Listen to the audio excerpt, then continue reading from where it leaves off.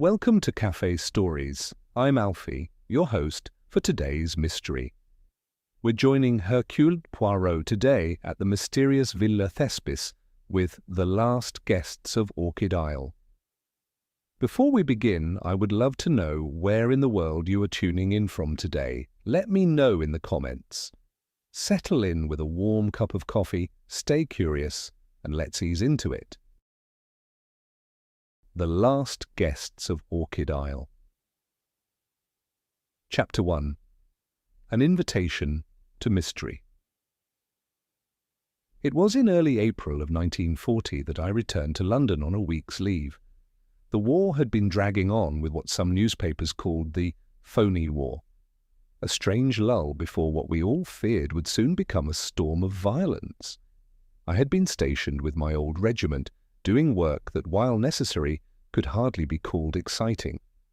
Indeed, I found myself longing for the company of my old friend, Hercule Poirot, whose remarkable cases had provided me with such stimulation in years past. I found his flat in Whitehaven Mansions just as immaculate as ever. The symmetry of his apartment remained undisturbed by the chaos engulfing Europe, as though Poirot's insistence on order could somehow hold the world's disorder at bay. "Ah, mon ami Hastings," he exclaimed as I entered his sitting room. "What a pleasure it is to see you. You are well, yes?" "Quite well, Poirot," I replied, shaking his hand warmly. "Though I must say civilian life seems to be treating you rather better than army life is treating me." Poirot's eyes twinkled. "The little grey cells, they do not retire for war, Hastings. They continue their work, even in these troubled times." I noticed a cream-coloured envelope lying open on the small, perfectly positioned table beside him.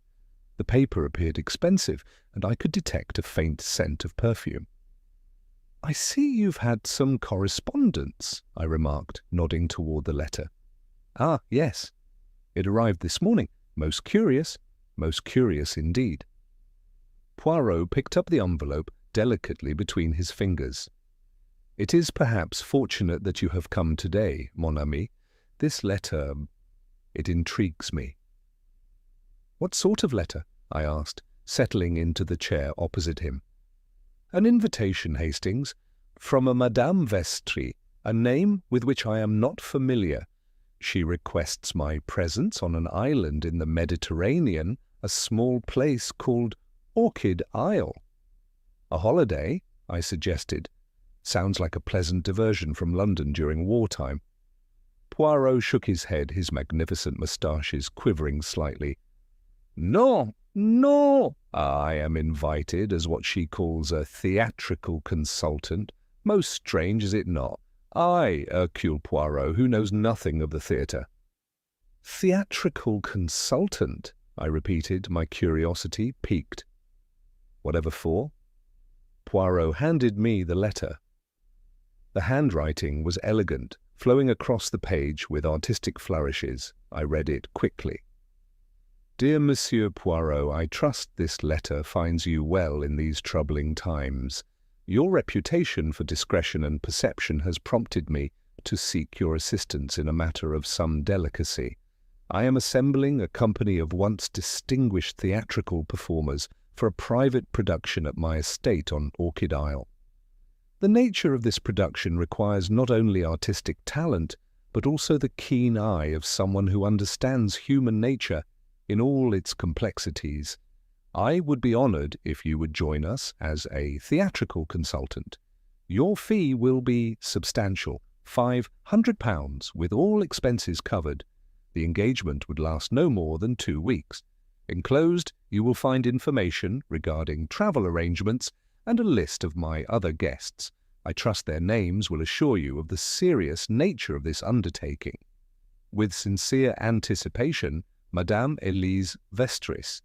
I turned to the second page, which listed 5 names, each vaguely familiar to me from theatre programs or newspaper columns of years past. "Do you know any of these people, Poirot?" "Not personally, no, but their reputations, they precede them." Poirot's fingers formed a steeple beneath his chin.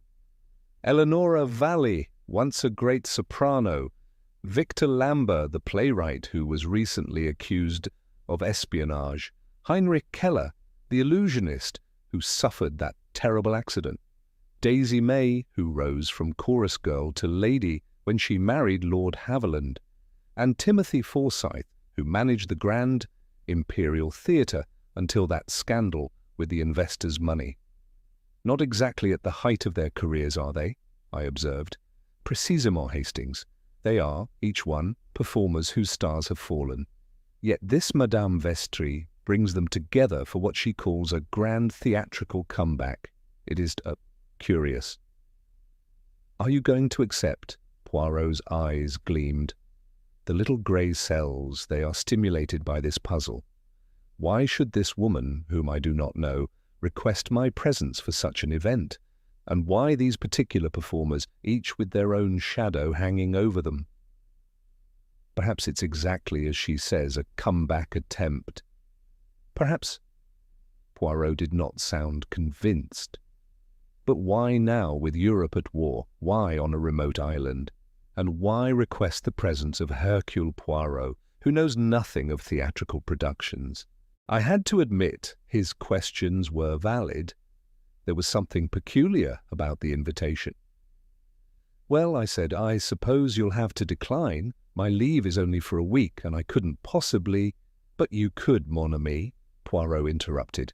I have taken the liberty of making inquiries. Your Colonel Barrington owes me a favour from that business in 36. He has agreed to extend your leave should you wish to accompany me. I stared at him in astonishment. You've already accepted? Not yet, but I shall. And you, Hastings, you shall come with me to this Orchid Isle. We shall discover what comedy or tragedy this Madame Vestris intends to stage. I felt a familiar thrill of anticipation. Whatever awaited us on Orchid Isle, I was certain it would be no ordinary theatrical engagement. As Poirot carefully folded the invitation and returned it to its envelope, I noticed how the late afternoon sun caught the silver gleam in his meticulously groomed hair. War had changed many things, but Hercule Poirot remained eternally himself, precise, methodical, and insatiably curious about the mysteries of human behavior. The telegram accepting Madame Vestris' invitation was sent that very afternoon, setting in motion events that would lead us to one of the strangest and most dangerous cases of Poirot's career. Chapter 2. The Players Assemble. Our journey to Orchid Isle took us first to Marseille, and from there aboard a sleek private yacht sent specifically for our transportation. The Mediterranean was mercifully calm, though the same could hardly be said for the rest of Europe. As we sailed farther from the mainland, I noticed how Poirot gazed thoughtfully back at the receding coastline. "Strange, is it not, Hastings," he remarked, "to travel toward pleasure while so many flee from danger?" I had to agree. There was something faintly disquieting about our expedition, luxurious though our accommodations were. The island revealed itself gradually through the morning mist, a dramatic silhouette rising from the sea, crowned with what appeared to be a magnificent villa set among terraced gardens. As we drew closer, I discerned a natural harbour, where our yacht was skillfully piloted to a small but well-maintained pier. "Villa Thespis," announced our captain, gesturing upward. "Madame's residence. Transport awaits you." Indeed, a motor car of impressive proportions stood at the end of the pier, beside which stood a tall, angular woman, dressed in severe black, her hair pulled back in a tight bun that seemed to stretch the very skin of her face. "Monsieur Poirot, Captain Hastings," she greeted us in a voice as crisp as newly starched linen. "I am Miss Larch, Madame Vestris's personal secretary. Welcome to Orchid Isle." "Thank you, mademoiselle," Poirot replied with a slight bow. "Madame Vestris herself, she does not come to greet us?" Something flickered across Miss Larch's austere features. Irritation, perhaps, or unease. Madame is indisposed this morning. She extends her apologies and looks forward to meeting you at dinner. In the meantime, I am to show you to your accommodations and introduce you to the other guests as they arrive. The villa proved even more impressive at close range, a harmonious blend of Mediterranean architecture and theatrical flourishes. Columns flanked the entrance, while stone masks of comedy and tragedy watched over the main doors. Our rooms were adjacent and impeccably appointed, with balconies overlooking the sea. After refreshing ourselves, Poirot insisted we explore the grounds, ostensibly to admire the gardens, but I suspected equally to familiarize himself with the layout of the property. "It is most peculiar, Hastings," he said as we strolled along a path lined with exotic flowers. "This island, this villa, they have been prepared with great expense and attention to detail, yet for a theatrical production, during wartime. Perhaps this Madame Vestry is extraordinarily wealthy," I suggested. "Perhaps," Poirot conceded, though his tone remained sceptical. "Ah, observe. I believe we are about to meet one of our fellow guests." A woman had emerged onto a terrace above us. Even from a distance, she commanded attention, tall, statuesque, with silver-streaked dark hair, dramatically arranged. She wore a flowing robe of peacock blue and gestured expansively as she surveyed the gardens. "Eleonora Valli," Poirot murmured. "The soprano. Her Tosca at Covent Garden in 26 was said to be transcendent." We made our way toward the terrace, but before we could reach it, the peace of the afternoon was shattered by a sharp, angry voice. "My arrangements were quite specific. This simply will not do." The speaker was a man of medium height, with a scholar's stoop, gesticulating furiously at Miss Larch, who had appeared from within the villa. "Mr. Lambert," she replied coolly, "all accommodations have been assigned by Madame Vestry herself. I'm afraid I cannot authorize any changes." "Cannot or will not?" demanded Lambert. His face was flushed with anger, but I noticed how quickly he composed himself when he became aware of our presence. "Ah, new arrivals! How delightful!" Miss Larch seized the opportunity for introductions. "Mr. Victor Lambert, may I present Monsieur Hercule Poirot and Captain Hastings?" Lambert's demeanor changed instantly, his irritation replaced by intense curiosity. "The detective? How extraordinarily interesting. I wasn't aware we were to have a sleuth among us. Tell me, Monsieur Poirot, are you here professionally or as a patron of the arts?" "I am invited as a theatrical consultant," Poirot replied mildly. Lambert's eyebrows shot up. "Are you indeed? How fascinating. I wasn't aware you had expertise in the field." "Nor was I," Poirot admitted with a slight smile. A peal of laughter interrupted us, bright, musical, and somehow calculated in its spontaneity. A woman appeared at the top of the garden steps, dressed in the height of fashion despite the remote location. Her blonde hair was arranged in elaborate curls, and diamonds glittered at her throat and ears. "Victor, darling, don't be tiresome," she called. "If Madame wants a detective to consult on her production, who are we to question it? Perhaps she's planning a mystery play." "Daisy May, I presume," I whispered to Poirot. "Lady Haviland now," Poirot corrected softly as the woman descended toward us. She extended a gloved hand first to Poirot, then to me.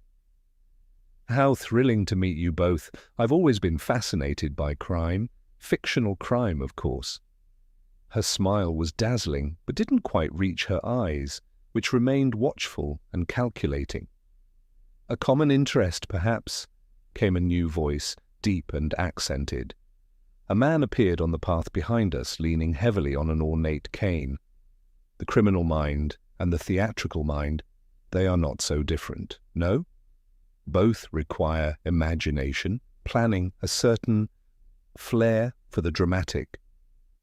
"Heinrich Keller," the newcomer introduced himself with a slight bow that seemed to cause him pain. Once I made elephants vanish and beautiful women float in mid-air. Now, as you see, I struggle merely to walk without assistance." "An accident, I believe?" Poirot inquired politely. A shadow crossed Keller's face. "A miscalculation. In my profession, precision is everything. One mistake." He snapped his fingers. "Catastrophe." "Speaking of catastrophes," Eleanor Valley had descended to join our growing assembly, "has anyone seen Timothy? I understand he was meant to arrive this morning." "Mr. Forsyth's boat was delayed," Miss Larch informed us. "He should be arriving shortly. In the meantime, refreshments are being served on the main terrace." As we made our way there, I found myself studying our companions with growing interest. Each maintained a polished veneer of conviviality, yet beneath it I sensed currents of tension. Valley and Lambert studiously avoided addressing each other directly.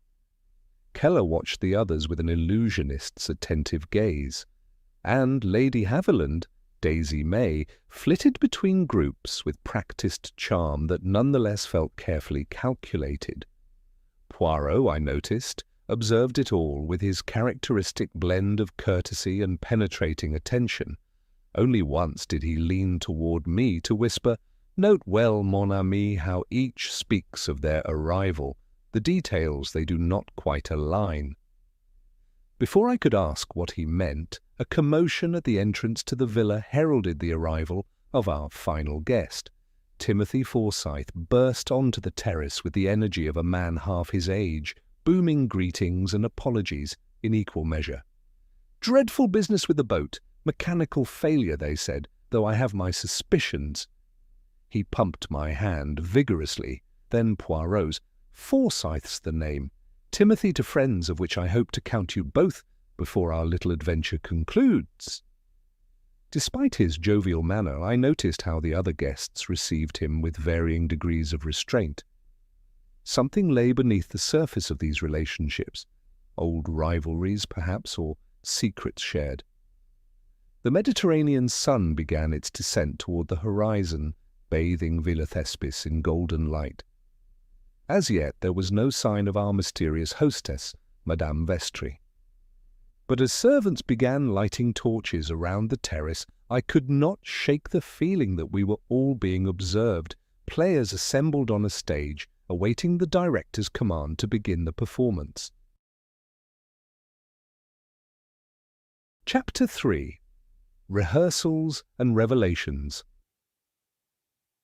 Dinner that first evening at Villa Thespis was a sumptuous affair, though the promised appearance of Madame Vestris did not materialize.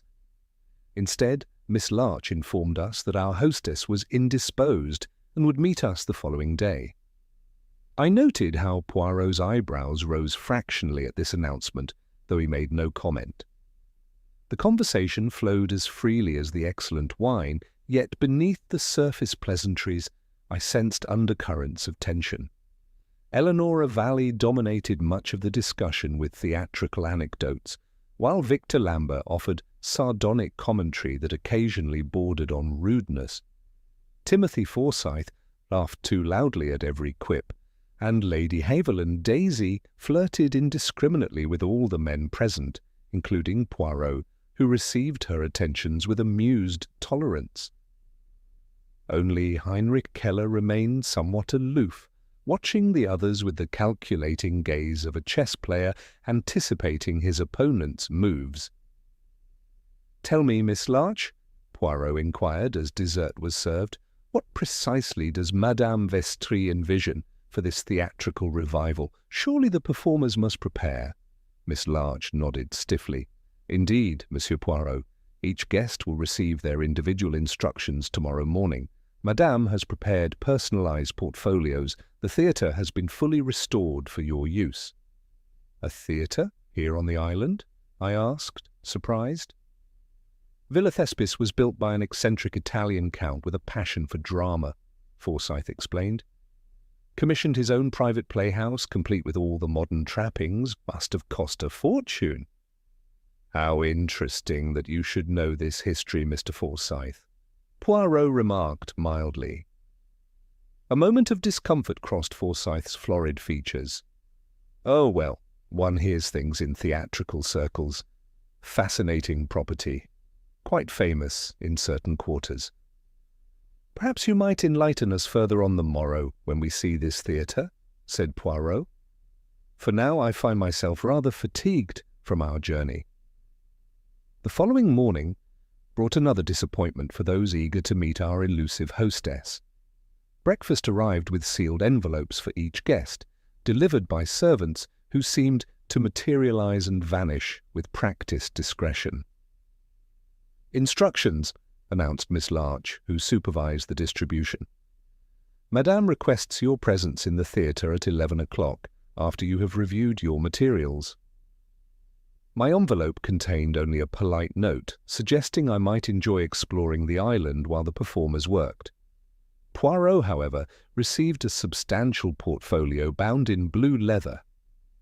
In the privacy of his room, he showed me its contents, detailed notes on each performer's career, strengths and weaknesses, along with specific observations Madame Vestris wished him to make during rehearsals.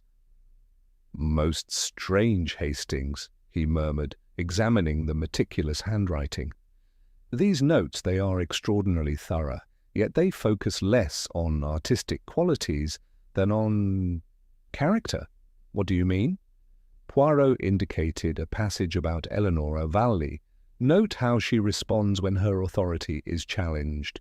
Observe whether she still favors her right side when under pressure." "Curious instructions for a theatrical consultant," I admitted.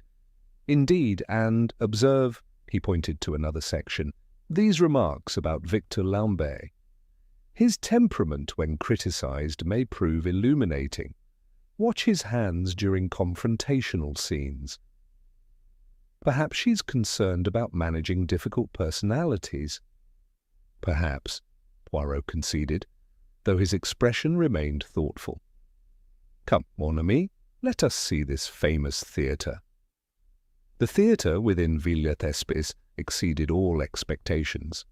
We entered through ornate double doors into a perfect miniature of a grand European opera house, complete with plush velvet seating, a sweeping balcony, and elaborate box seats flanking the stage. Despite its modest size, it could seat perhaps 80 patrons. No expense had been spared in its construction or restoration. Victor Lambert stood center stage, gesticulating emphatically as he examined the script in his hand. "This is preposterous. These aren't revival pieces. This is entirely new material, and frankly, beneath my talents." "Beneath your talents or beyond them?" inquired Eleanor Valley, with a poisonous smile as she swept past him to examine her own portfolio. Now, soothed Forsyth, "let's maintain professional standards.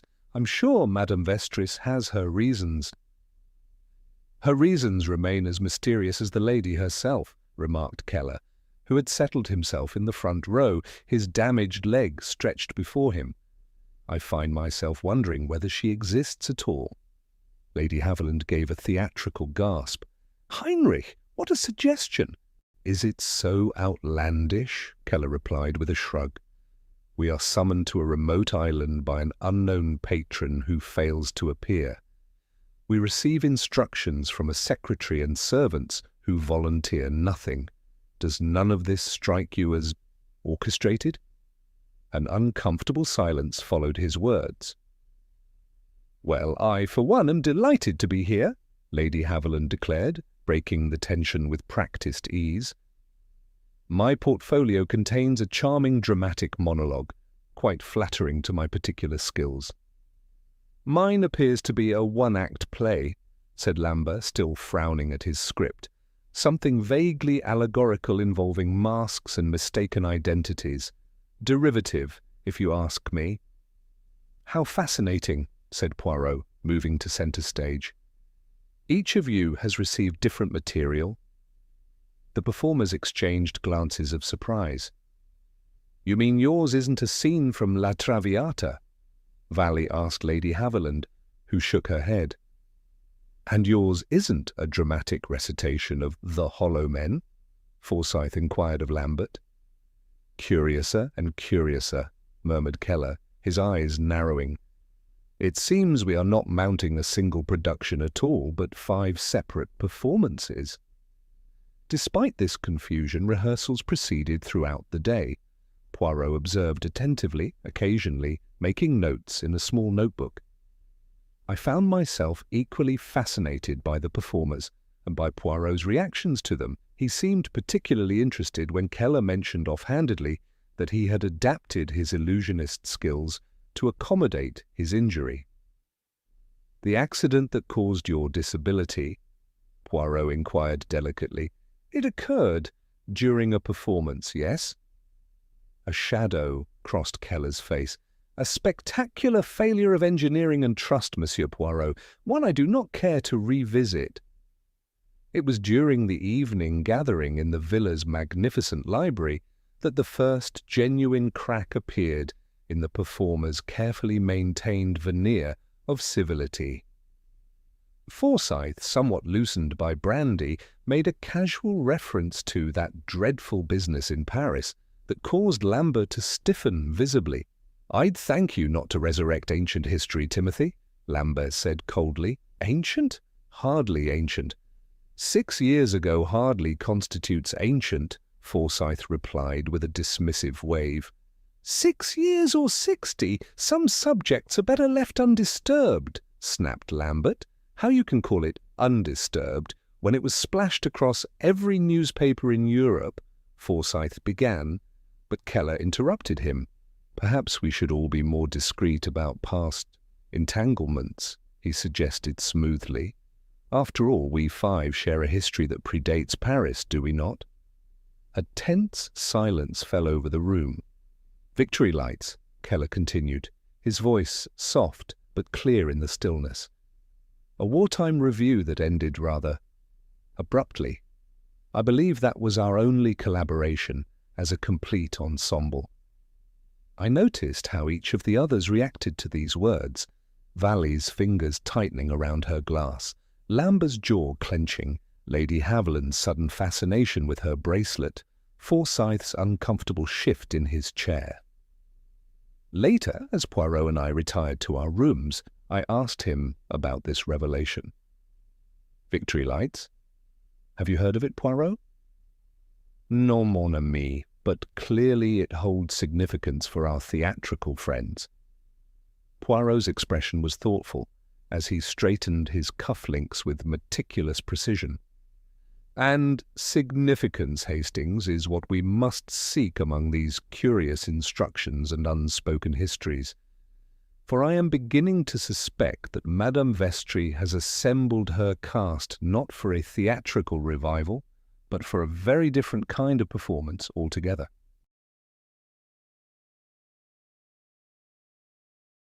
Chapter 4. Death Takes the Stage. The next day brought a flurry of activity to Villa Thespis.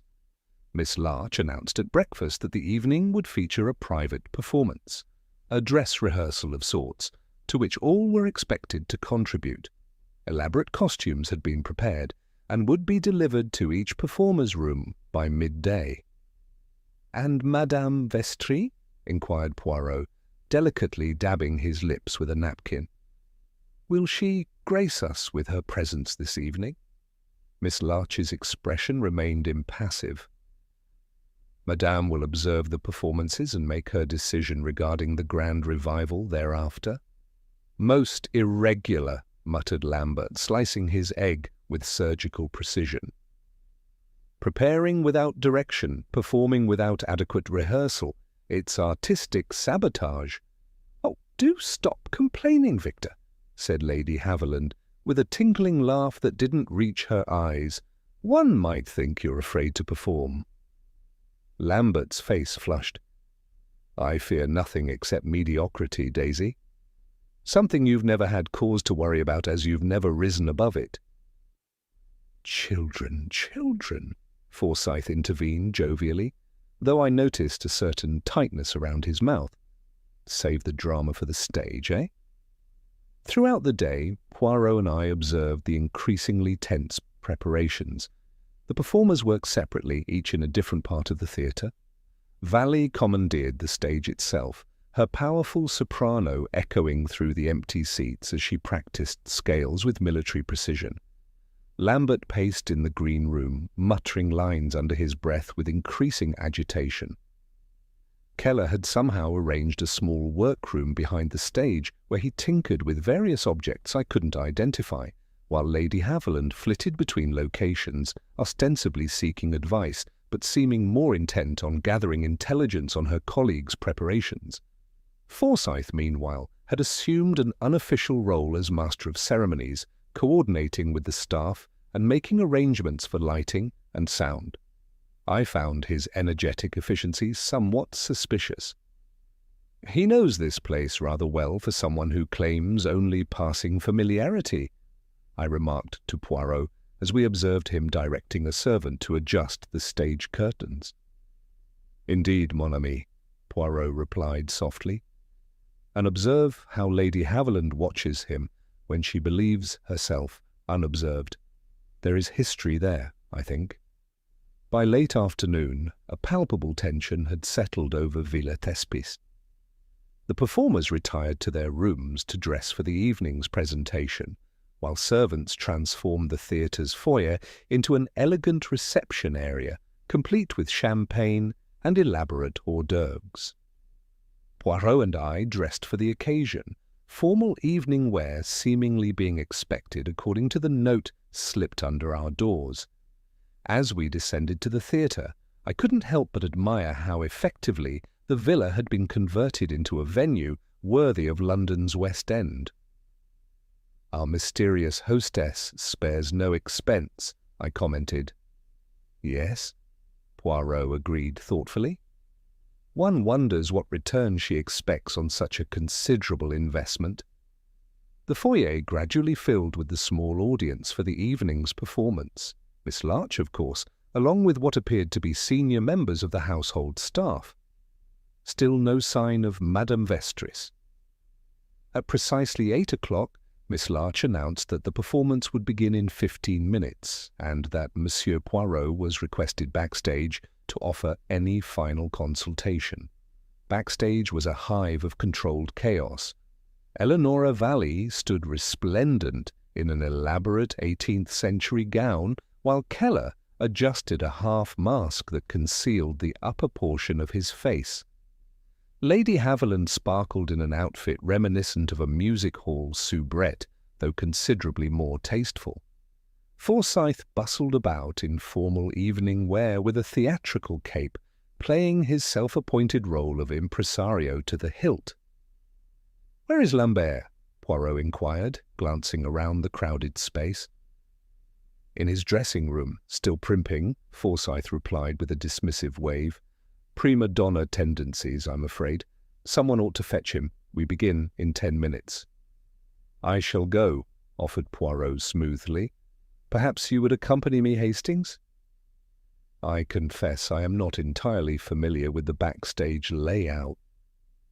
We made our way through the narrow corridor lined with dressing rooms. Lambert's door was at the far end, a paper star bearing his name affixed to it in theatrical tradition. Poirot knocked briskly. "Monsieur Lambert? The performance commences shortly." Silence. He knocked again, more firmly. "Monsieur?" When no response came, Poirot tried the handle. The door was unlocked and swung open at his touch. The scene that greeted us caused me to inhale sharply. Lambert sat at his dressing table, slumped forward, his upper body sprawled across the surface. Most horrifying was his face, or rather, what covered it. A grotesque theatrical mask had been forced over his features, a leering, demonic visage that seemed to mock the stillness of the body beneath it. "Mon Dieu," whispered Poirot. He stepped forward cautiously, 2 fingers extending to touch Lambert's wrist.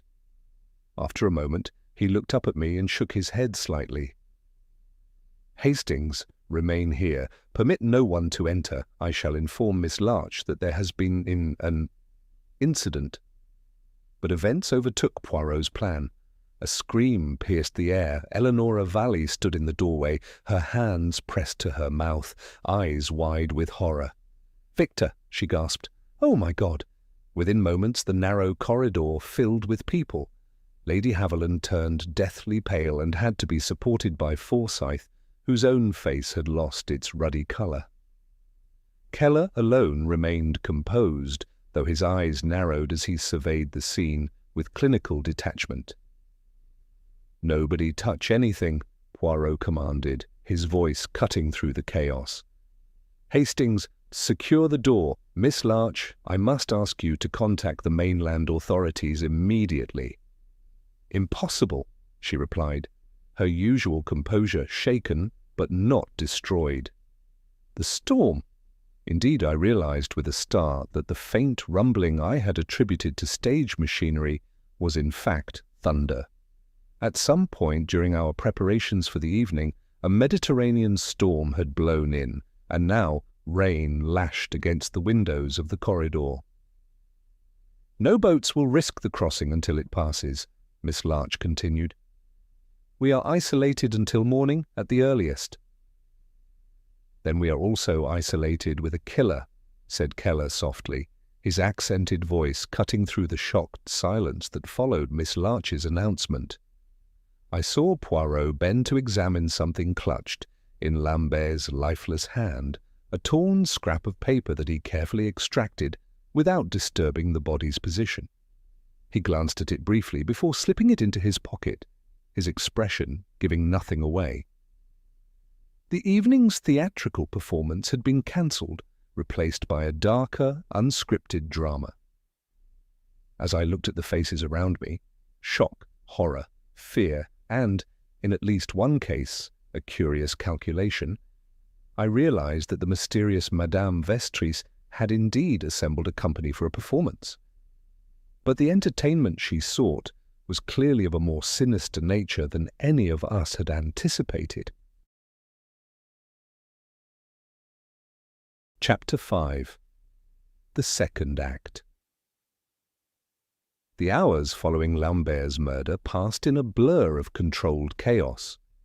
Poirot took charge with quiet authority, requesting that the body remain undisturbed until morning when, weather permitting, proper authorities could be summoned. He supervised the locking of the dressing room, pocketing the key himself after a thorough examination of the scene. "We shall convene in the library," he announced to the shaken company. "There are questions that must be asked and information that must be shared." The storm continued to rage outside, wind howling around the corners of Villa Thespis like some primeval beast. Inside, the grand library with its towering bookshelves and leather armchairs offered a facade of civilization that felt terribly fragile in the face of murder. Forsyth poured brandies with a hand that trembled slightly. Lady Haviland sat unnaturally still, her usual animation replaced by a waxen pallor. Keller had positioned himself near the fireplace, his damaged leg extended before him, his expression unreadable. Eleanora Valley paced the room like a caged lioness, pausing occasionally to sip from a glass of water, declining anything stronger with a sharp gesture of refusal. "Let us begin with the facts as we know them," said Poirot, standing before the fireplace. Monsieur Lambert was discovered dead at approximately 10 minutes before 8 o'clock. He had been costumed for the evening's performance, yes? "Yes," confirmed Forsyth. "I saw him earlier in full dress. He wore a period costume, 18th century, like Eleanora's. Rather splendid, actually." "And the mask?" Poirot inquired. "Was that part of his costume?" An uncomfortable silence fell over the room. "Not that particular mask," Keller finally said. There were several masks prepared for the performance. They were laid out on a table backstage, but the one on Lambert's face was distinctive. "How so?" I asked. "It was from my personal collection," Keller explained. "A reproduction of a traditional demon mask from Japanese No theatre. I brought it as a potential prop, but decided against using it. It was in my workroom, not with the other costume elements. Poirot's eyebrows rose slightly. So the killer specifically selected this mask? Interesting. Are we certain it was murder? Asked Lady Haviland, her voice barely above a whisper. Mightn't it have been some sort of accident? The mask was forced onto his face with considerable pressure, madam, Poirot replied gently but firmly, and there are other indications of violence that make accident impossible. He was strangled, stated Valley flatly. I saw the marks on his neck when they removed the mask. Poirot shot her a sharp glance, but did not contradict her. Instead, he turned to Miss Larch, who stood rigidly by the door. Mademoiselle, the time has come for candour. Who is Madame Vestris? Why has she assembled this particular company? Miss Larch's austere features betrayed nothing. I am not at liberty to disclose my employer's identity or motives, Monsieur Poirot. I can only assure you that a theatrical revival was indeed the purpose of this gathering. A revival of what precisely? Poirot pressed. Last night, Monsieur Keller mentioned a production called Victory Lights. Perhaps you would all be good enough to enlighten me about this shared history. The four remaining performers exchanged glances laden with meanings I could not decipher. It was a wartime review, Forsyth finally explained, his usual bonhomie subdued. 1917, a morale-boosting production for troops and dignitaries. We five were the principal performers. It was meant to be the highlight of my early career, added Lady Haviland with unexpected bitterness. Instead, it became a footnote, a disaster barely remembered except by those of us who lived through it. A disaster? Poirot prompted. The final performance was never completed, said Keller, his voice carefully neutral. There was an incident. A young actress died, Valley interjected bluntly. Clara Devereux, barely 20 years old, talented, beautiful, ambitious. I noticed how she emphasized this last word, her eyes flicking momentarily toward Lady Haviland, who flinched almost imperceptibly. How did this young woman die? Asked Poirot. Another uncomfortable silence fell. It was ruled an accident, Forsyth said eventually. A piece of scenery collapsed during the performance. Clara was underneath it. She died instantly. But there were questions, added Keller. Rumors of sabotage, investigations that led nowhere. The war provided convenient distractions from theatrical tragedies. Poirot nodded thoughtfully. And after this tragedy, the five of you did not work together again until now? We scattered, confirmed Lady Haviland. Different paths, different careers, the occasional professional intersection, of course. The theatrical world is small, but never all five of us together. Until Madame Vestris summoned you, Poirot mused. He removed from his pocket the scrap of paper he had taken from Lambert's hand. Does this mean anything to any of you? He placed it on a small table where all could see. It was a torn fragment of what appeared to be an old theatre program or playbill. The visible portion contained only a partial cast list. Clara de Victor Lamb, Eleanor. It's from the Victory Lights program, Valley said, her voice suddenly hoarse. Where did you find this? In Monsieur Lambert's hand, Poirot replied. It seems our murdered colleague was reflecting on the past shortly before his death. But what could a 23-year-old theatrical disaster possibly have to do with what happened tonight? Demanded Forsyth, wiping perspiration from his forehead with a silk handkerchief. That, monsieur, is precisely what we must discover, said Poirot. He turned to Miss Larch. I must insist upon seeing Madame Vestris immediately. Murder changes everything. Professional confidences must now give way to the demands of justice. For the first time, I saw uncertainty flicker across Miss Larch's composed features. That may not be possible, Monsieur Poirot.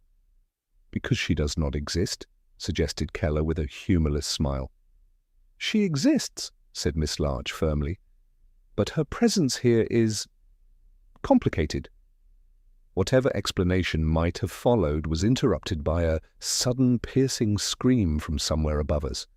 We froze momentarily before rushing en masse from the library and up the grand staircase toward the source of the disturbance.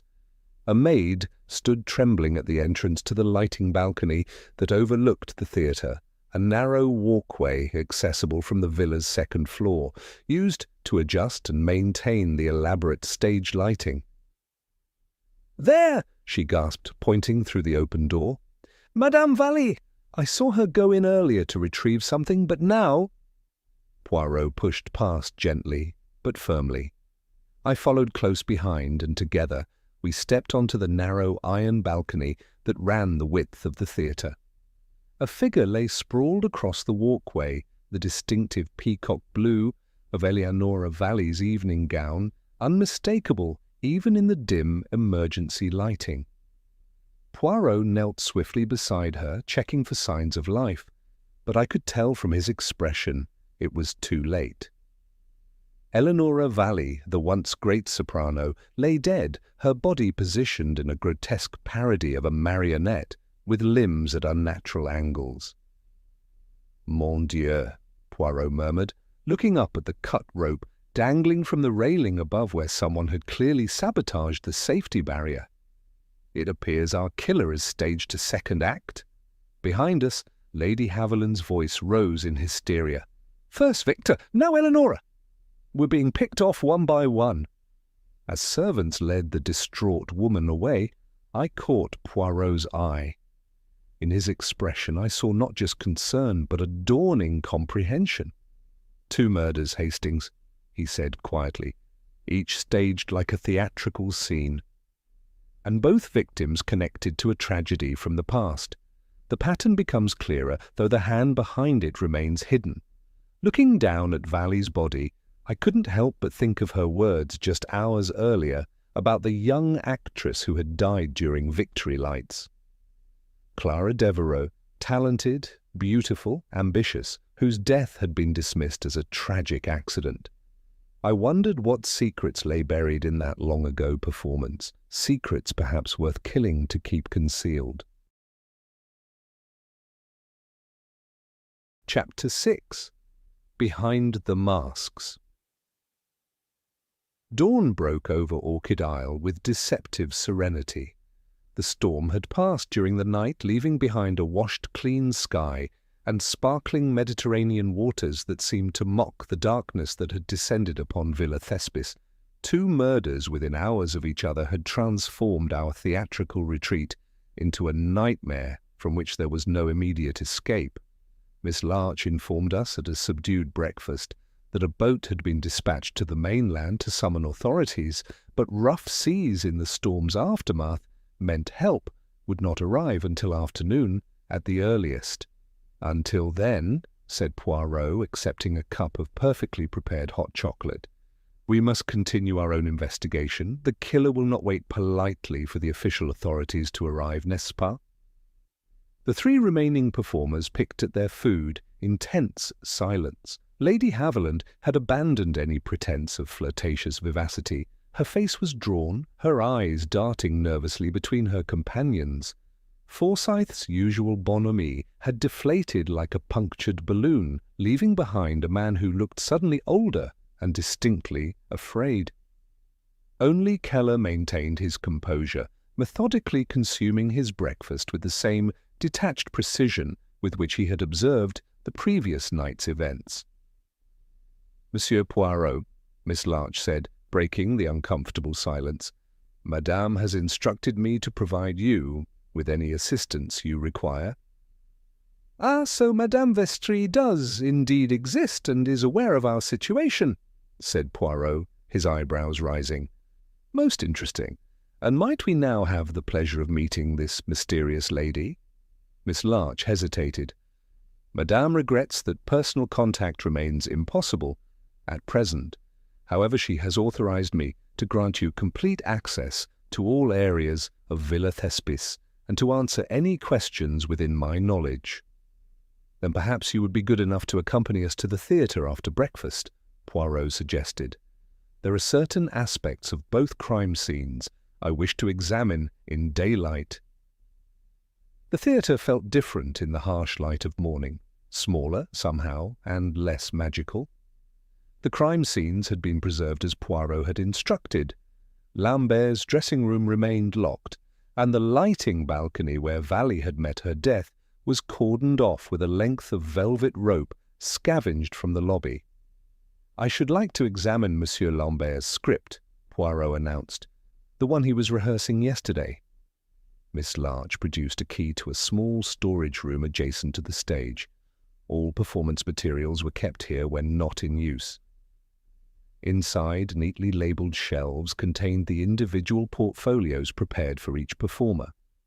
Poirot retrieved Lambert's and began to leaf through it with methodical care. "Most interesting," he murmured after several minutes. "This is not merely a theatrical piece, but a very specific recreation. Observe, Hastings." He showed me a page containing stage directions. The scene described a masked performer confronting another character with revelations about a past betrayal, culminating in the accused dropping dead upon the revelation. "Rather like what happened to Lambert himself," I remarked. "Precisely. And look here." Poirot turned to another section where stage directions called for a character to fall from a great height, arranged like a puppet whose strings have been cut. "Good Lord," I whispered, "just like Valley." "Indeed. Now let us see what was planned for the others." Poirot reached for Keller's portfolio, then Lady Haviland's, and finally Forsyth's. Each contained scenes that described deaths with disturbing similarity to actual theatrical disasters or accidents from the performers' pasts, though none, surprisingly, referenced victory lights directly.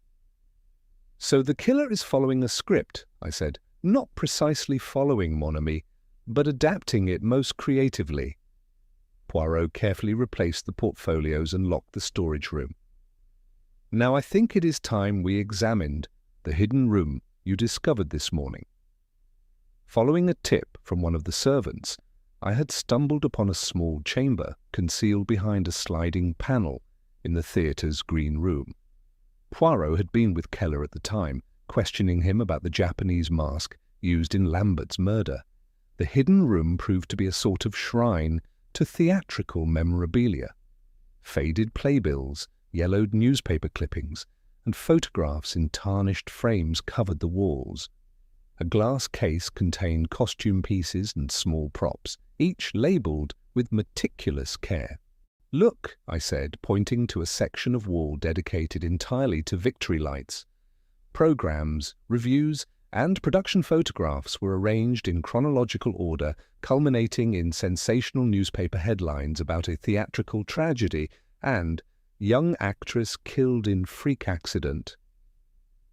Poirot studied the display carefully, his eyes narrowing at a cast photograph. "Observe, Hastings, there are our 5 performers, much younger, of course, and this, I presume, is the unfortunate Mademoiselle Devereux." The photograph showed a strikingly beautiful young woman with dark hair and luminous eyes, standing slightly apart from the main group as though she had been added to the arrangement as an afterthought. "A talented ingénue, according to these reviews," I noted, scanning the clippings.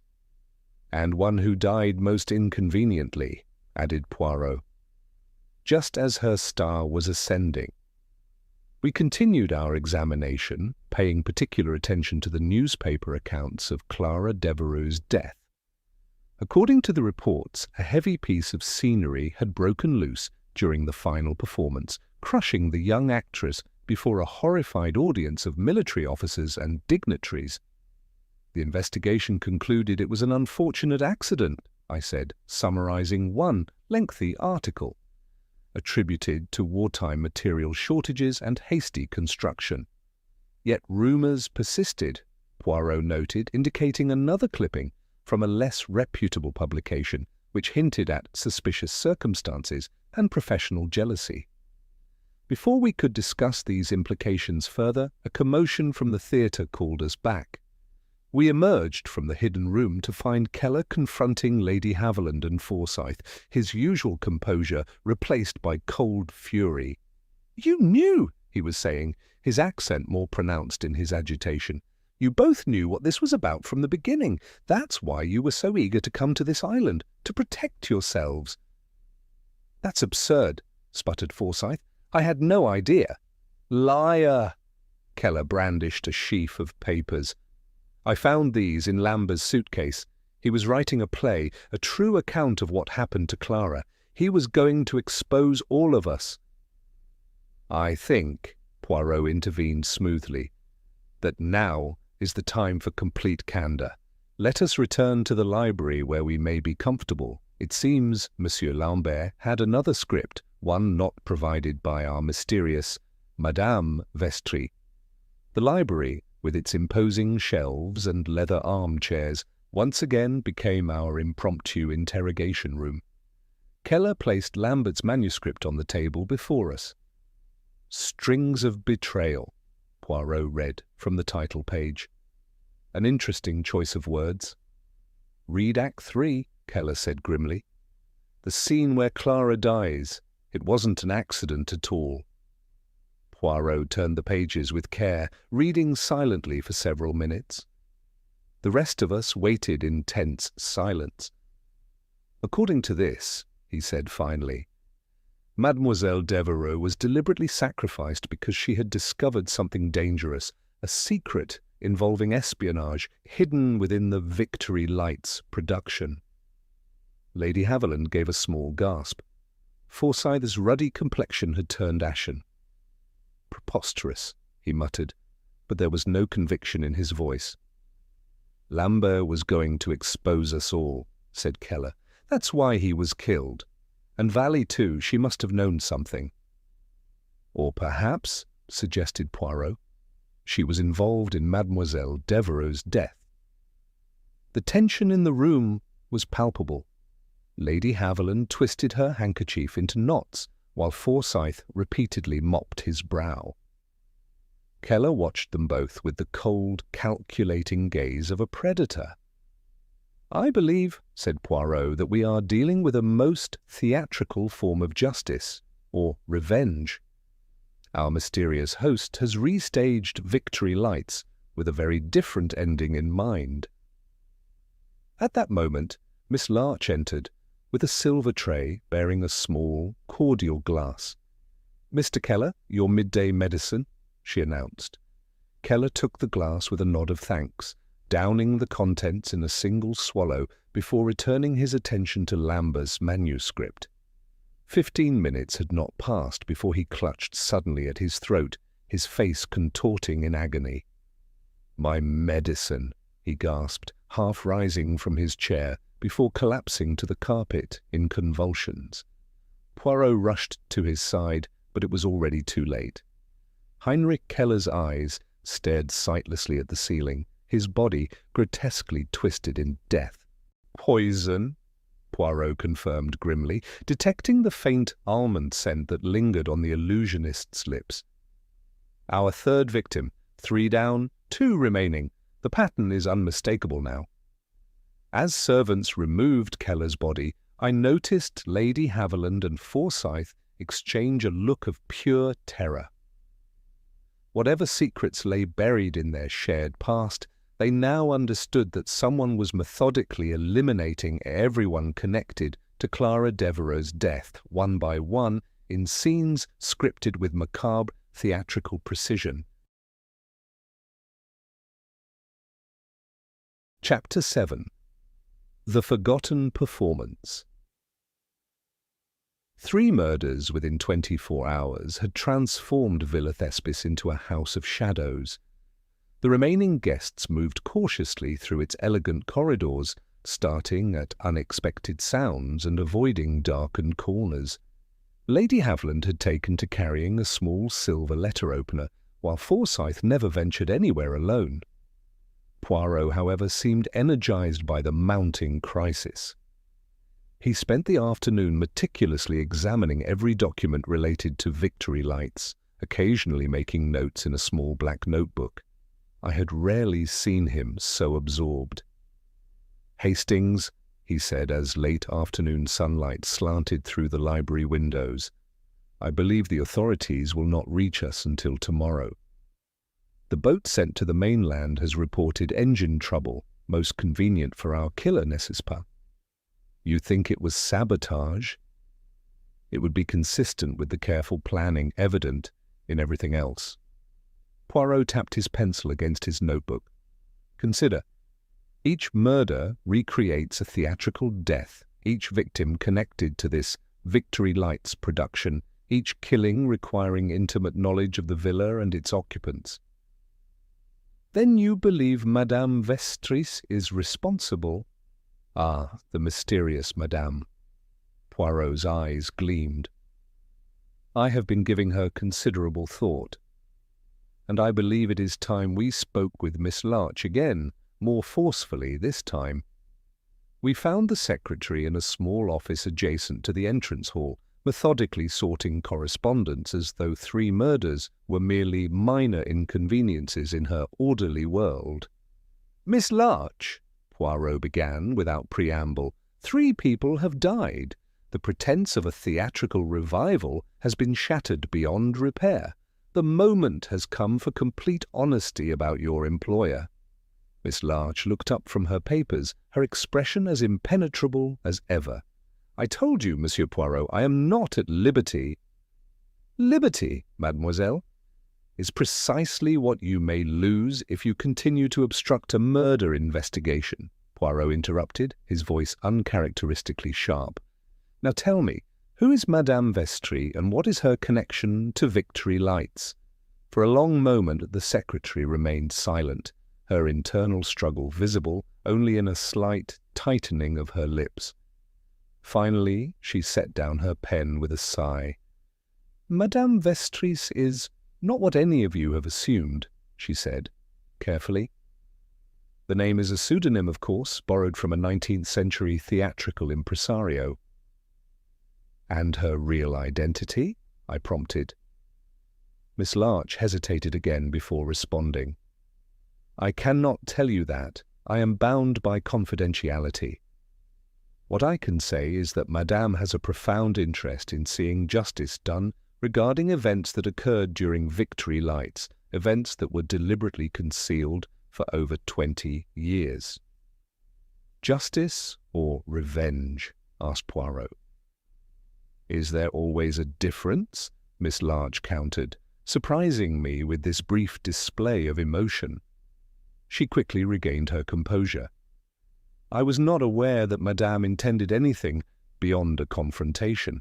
These deaths, they were not part of the plan I was privy to."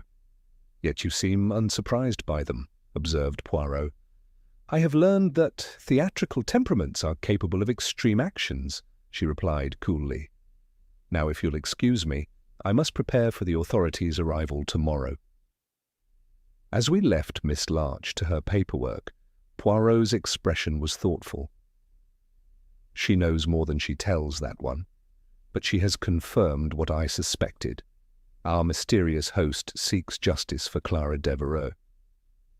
"But why now, after all these years?" I wondered. "That, mon ami, is a question to which I believe Lady Haviland and Monsieur Forsyth may hold the answer." We found them in the conservatory, sitting as far apart as the glass-enclosed space allowed, yet bound together by their shared terror.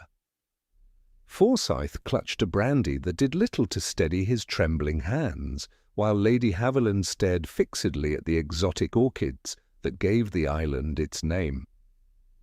"Monsieur Forsyth, Lady Haviland," Poirot greeted them.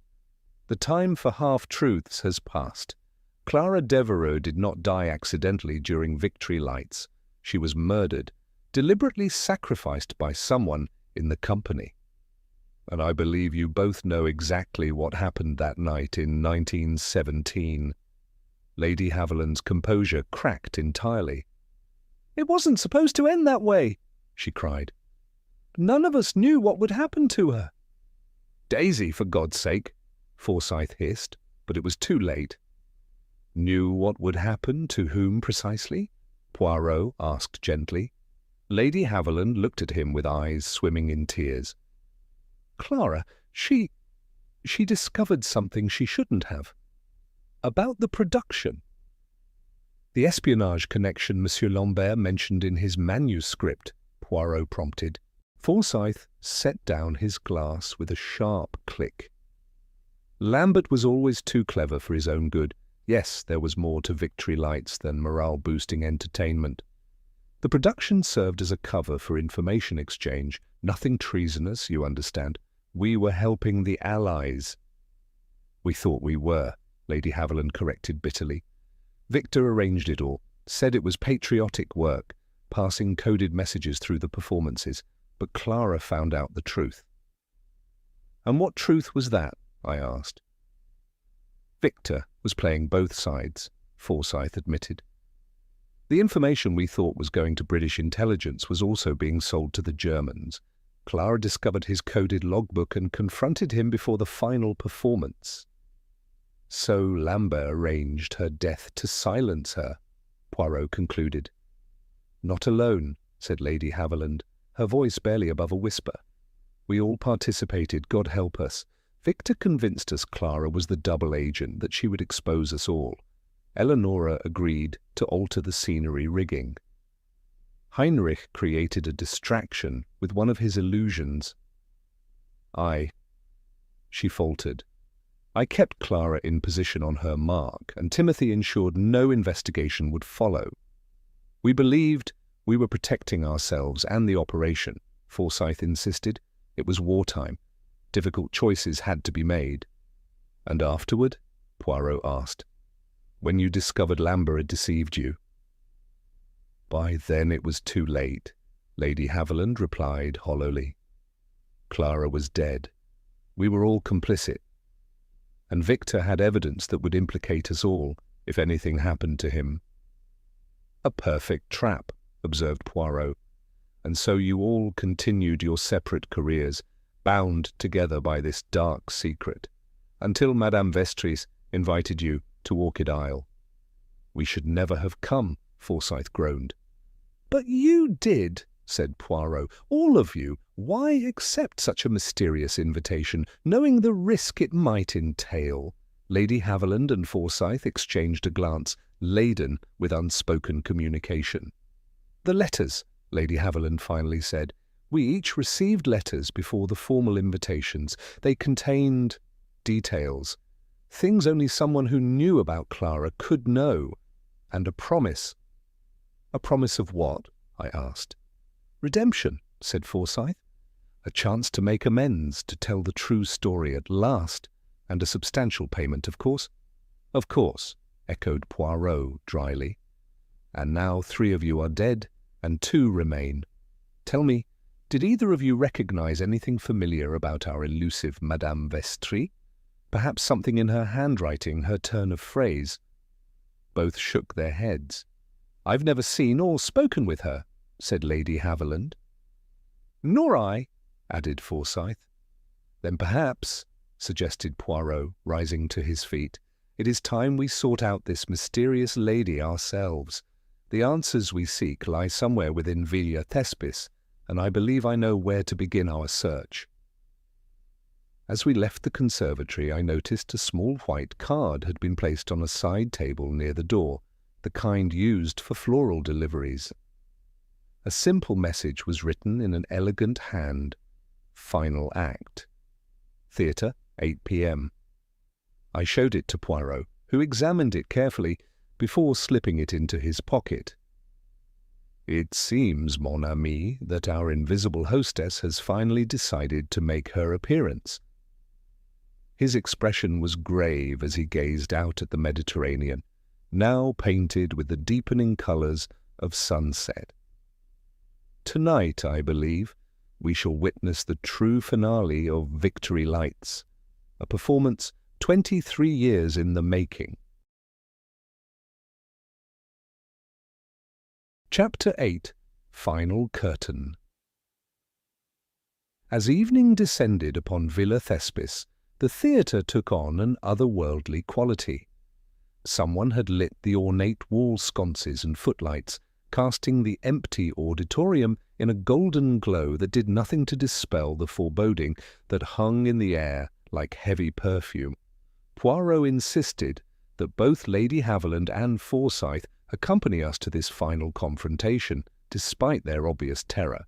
If Madame Vestris wished you dead, he told them with surprising gentleness, she has had ample opportunity. No, I believe she desires an audience for this last act, witnesses to her grand revelation. Revelation of what? Forsyth asked, his once robust voice reduced to a whisper. Of truth, monsieur, replied Poirot, the one thing that has been absent from this island since our arrival. We entered the theatre precisely at 8, finding it empty save for Miss Larch, who stood centre stage beside a covered easel. Welcome to the final performance, she greeted us, her voice echoing slightly in the hushed space. Please be seated in the front row. Where is Madame Vestris?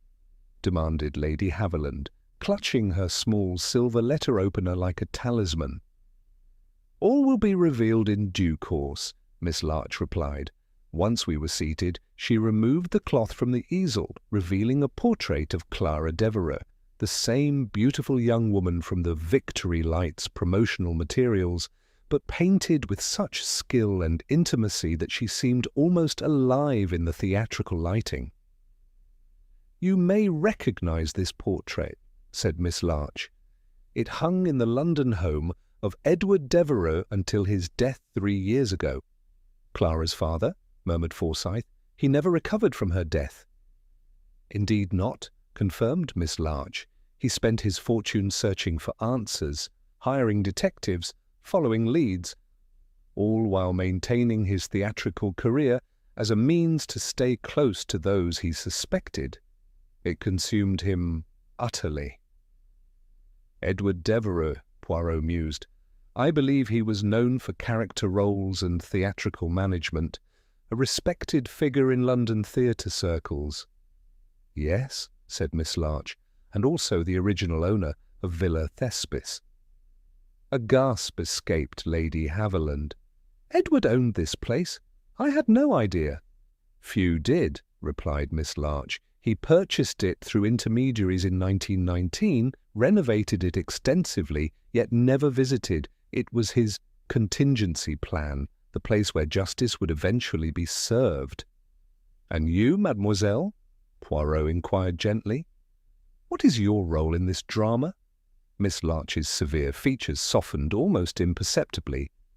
I was Edward's assistant for 20 years, his confidant, the keeper of his records and eventually his executor. So there is no Madame Vestris, I said, finally understanding. Oh, but there is, Miss Larch corrected me. She turned to face the wings. You may join us now. From the shadows emerged a slender figure in an elegant evening gown, a woman perhaps in her late 30s, with dark hair swept up in a classic style. Her features, partially obscured by a delicate half-mask, nonetheless struck me with their familiarity. My God, breathed Forsyth, half rising from his seat. It cannot be. Clara, whispered Lady Haviland, her face draining of colour. The woman removed her mask, revealing a face that bore a striking resemblance to the portrait, though marked by time and experience. Not quite, she said, her voice cultured and controlled. I am Elise Devereux. Clara was my sister. Poirot nodded slowly, as though confirming a long-held suspicion. The younger sister mentioned in Edward Devereux's biographical notes. You would have been, what, 16 at the time of Victory Lights? 15, she corrected. Too young to understand fully what happened, but old enough to recognize that the official story of Clara's accident was a lie. My father devoted his life to uncovering that lie. I devoted mine to seeing justice done. By becoming a murderer yourself? I asked. Elise Devereux fixed me with a penetrating gaze. "I have murdered no one, Captain Hastings. I arranged for 5 guilty people to confront their past. What happened thereafter was the result of their own actions and choices." "You deny responsibility for the deaths of Lambert, Valley, and Keller?" Poirot inquired. "I provided the stage," she replied. "Nothing more." "And yet," said Poirot, "each death followed exactly the pattern laid out in the personalized scripts you provided. Each murder recreated a theatrical death from the victim's past performances, a mask for Lambert, a fall for Valley, poison for Keller." "Theatrical justice," Elise acknowledged, "but I was not the executioner." "No?" Poirot raised his eyebrows. "Then who, madam, orchestrated these elaborately staged murders?" Elise smiled sadly. "Haven't you guessed? The same people who orchestrated my sister's death 23 years ago. They have been eliminating each other, monsieur, just as they eliminated Clara." Lady Haviland gave a small, choked cry. "That's insane. Why would we—" "Fear," interrupted Poirot softly. "Fear of exposure, of prosecution, of disgrace. Each of you received letters before the formal invitations, letters containing evidence of your involvement in Clara's murder. Each believed the others had also been threatened with exposure, and each decided that preemptive action was the only solution." Forsyth's face had gone ashen. "You can't possibly believe—" "Lambert moved first," continued Poirot relentlessly. "He prepared to eliminate those who could testify against him. But someone anticipated him. Someone who recognized the telegram that summoned me to this island was written in Lambert's distinctive style, not in Madame Vestris's hand at all." "I wondered about that discrepancy," I admitted. "Valley realized Lambert intended to betray them all," said Poirot. "So she acted first, using the theatrical mask from Keller's collection to frame him. But Keller was equally suspicious and arranged for Valley's accident on the lighting balcony. Meanwhile, Lady Haviland, or should I say Daisy May, prepared the poisoned cordial that claimed Keller's life." "This is outrageous," protested Lady Haviland, rising to her feet. "You have no proof." "On the contrary," said Poirot, "I have the evidence from each crime scene. The distinctive scent of your perfume on the mask used to kill Lambert, the silk thread from Keller's costume caught on the cut rope of the lighting balcony, and your fingerprints, Lady Haviland, on Keller's medicine bottle, not just from delivering it today, but from when you introduced the poison last night." A tense silence fell over the theatre. "A perfect circle of murder," said Elise Devereux quietly. "Just as they silenced Clara to protect their secret, they have now silenced each other. I merely provided the opportunity and observed." "And Monsieur Forsyth?" asked Poirot. "What was to be his theatrical end?"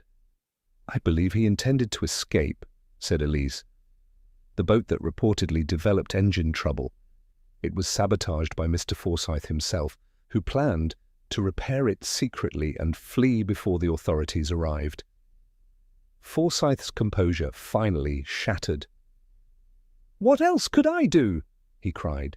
"We were being hunted. Lambert was writing that damned play to expose us all. Valley was negotiating with a publisher for her memoirs. Keller had become obsessed with setting things right before he died. It was only a matter of time before one of them cracked." "So you accepted the invitation to Orchid Isle?" said Poirot, seeing it as an opportunity to eliminate all threats at once. "I never intended—" Forsyth began, but Lady Haviland's brittle laugh cut him off. "Oh, stop pretending, Timothy. You're no better than the rest of us." She turned to Poirot with a strange dignity. "We did kill Clara Devereux, and yes, we have been killing each other, exactly as she says. What happens now?" "Now," said Poirot, "justice takes its course. The authorities will arrive tomorrow. The evidence will be presented. The truth of both victory lights and the events of the past 2 days will finally be known. As if on cue, the theatre lights dimmed slightly, then brightened again, a theatrical signal for the end of a scene. "How fitting," remarked Elise Devereux, "that it should end where it began, on a stage with a performance that revealed more truth than the audience expected." Later that night, as Poirot and I stood on the villa's terrace watching moonlight silver the Mediterranean, I could not help but reflect on the twisted path that had led to this resolution. "A most remarkable case, Poirot," I said. "But tell me, how did you know it was the performers themselves committing the murders? Surely Elise Devereux had the strongest motive." "Ah, mon ami," replied Poirot, "that is precisely why it could not be her. The truly vengeful heart seldom kills directly. It prefers to watch its enemies destroy themselves." Madame Devereux created the perfect environment for suspicion and fear to do their work. She needed only to assemble the players and provide the stage. The guilty consciences did the rest. He gazed thoughtfully at the distant lights of a passing ship. "The past is never truly buried, Hastings. It waits, sometimes for decades, until the proper moment to return to the stage. No script can be rewritten once the final acts have been played.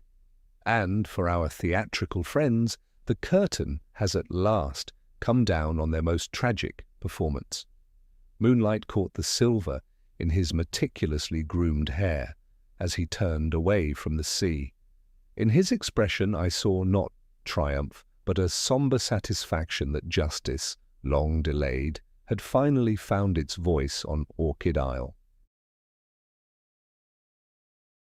Thanks for joining us for the last guests of Orchid Isle. Did you suspect that the performers were eliminating each other before Poirot revealed the truth? Let me know your thoughts in the comments. If you enjoyed this adventure with Poirot and Hastings, don't forget to hit subscribe for more mysteries daily. Until next time, remember Poirot's wisdom. The past is never truly buried. It waits, sometimes for decades, until the proper moment to return to the stage. No script can be rewritten once the final acts have been played. This is Alfie signing off from Café Stories.